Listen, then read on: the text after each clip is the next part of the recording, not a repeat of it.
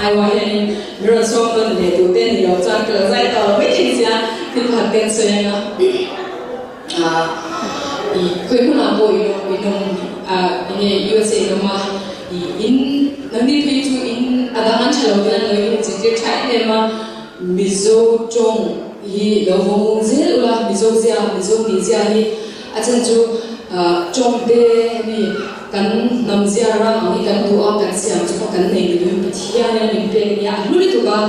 join babel sa sa han trong kha ni dan la pa thia kan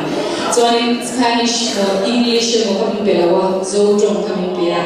chuma join English thiam durani a cha ma so na chun tu ka ni thiam je wishing tu kan thin chin na ma so je tu kan ni a apel ro chu mizo kan ni nam hen mizo trong hi number 1 kan thiam tur ni kan trong kan thiam hen asa tha chang ka lo ni ha che wa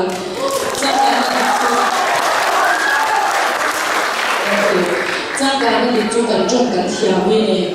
mizo trong pe ni mo etuna ide ko trong ko cha le kha pidin pe pon ta se kan sor chwa kan ru chi kan chhin tur ni ha che wa mari chung mari mi zia nam zia ram kal sia na chang kan na hi ko ve la ngai lo di ha zui wa chuanin dengan kun chune pa ya ho tin larin min thamin house samaula ile no te kar te mo ko ve la tv kan lo ena kan ko le kan ti chang em the experience in meeting mun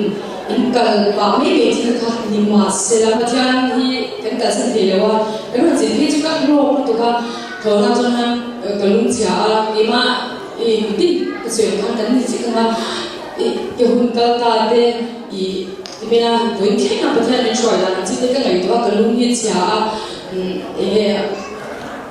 Facebook hay status ka update sa chini share chini kasi lawa ka Facebook channel normal ano ko ya chuan pathian kun tinayan aloma mo ram chang kam pera kuvi na ai sang ma ko kala ma chi chu ta to mu chu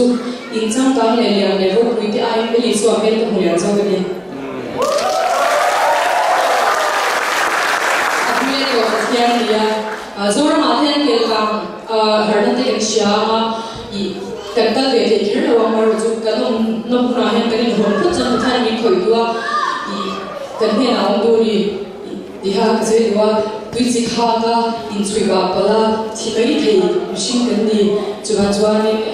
pathiani kan share train ni chang ka em bo ni kan se du ni chang ka cha machine kan ni ba ni pe pa ki lu ke chia ma pathian ko